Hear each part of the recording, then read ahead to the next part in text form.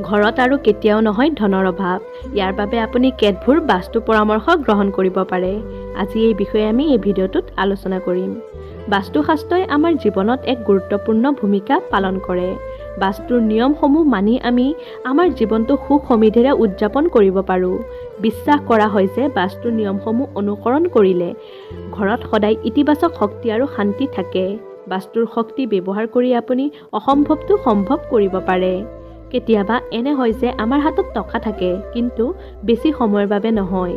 আপুনি সেই টকা জমা কৰাৰ পৰিকল্পনা কৰিলেও যিকোনো কাৰণতে আপোনাৰ সেই টকা খৰচ হৈ যায়। ইয়াৰ বাবে আপুনি কেতবোৰ বাস্তু পৰামৰ্শ গ্ৰহণ কৰিব পাৰে। আজি এই বিষয়ে আমি এই ভিডিঅ'ত সম্পূৰ্ণকৈ জনাম। প্ৰথমতে, উত্তৰ দিশক ধন আৰু সমৃদ্ধিৰ দেৱতা ভগৱান কুবেৰৰ দিশ বুলি গণ্য কৰা হয়। সেয়েহে বাস্তুমতে আপোনাৰ ঘৰৰ সকলো মূল্যৱান সামগ্ৰী উত্তৰ দিশত ৰাখিব লাগে। ই আপোনাৰ বাবে সৌভাগ্য কঢ়িয়াই আনে আৰু আপোনাৰ সম্পদ দুগুণ কৰে। দ্বিতীয়তে, ধন থকা বেগটো ঘৰৰ উত্তৰ দিশত ৰাখিব। ধন আৰু গহনা থকা আলমাৰীৰ দুৱাৰ কেতিয়াও দক্ষিণ ফালে থাকিব নালাগে। বিশ্বাস মতে সম্পদৰ দেৱী লক্ষ্মীয়ে দক্ষিণৰ পৰা ভ্ৰমণ কৰে আৰু উত্তৰত বাস কৰে। তৃতীয়তে, লক্ষ্মীয়ে বসতি ল'বলৈ আপুনি ঘৰত মানি প্লেণ্ট লগাব পাৰিব। মনত ৰাখিব, মানি প্লেণ্ট সদায় সেউজীয়া ফুলদানিত ৰাখিব লাগে। চতুৰ্থতে, উত্তৰ পূব বা দক্ষিণ পশ্চিম কোণত ধন ৰখা বেগ বা কোনো মূল্যৱান সামগ্ৰী কেতিয়াও নাৰাখিব। পঞ্চমতে, আপোনাৰ তিজোৰীৰ দুৱাৰখন উত্তৰ দিশে হোৱাকৈ ৰাখিব।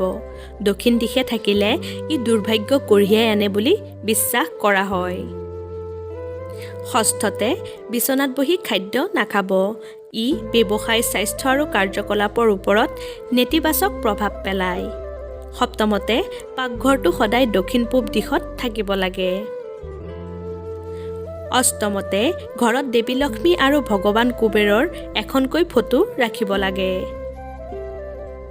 নৱমতে, ঘৰখনত যাতে শান্তিৰ পৰিৱেশ বিৰাজ কৰে তাৰ প্ৰতি বিশেষ যত্ন ল'ব লাগে।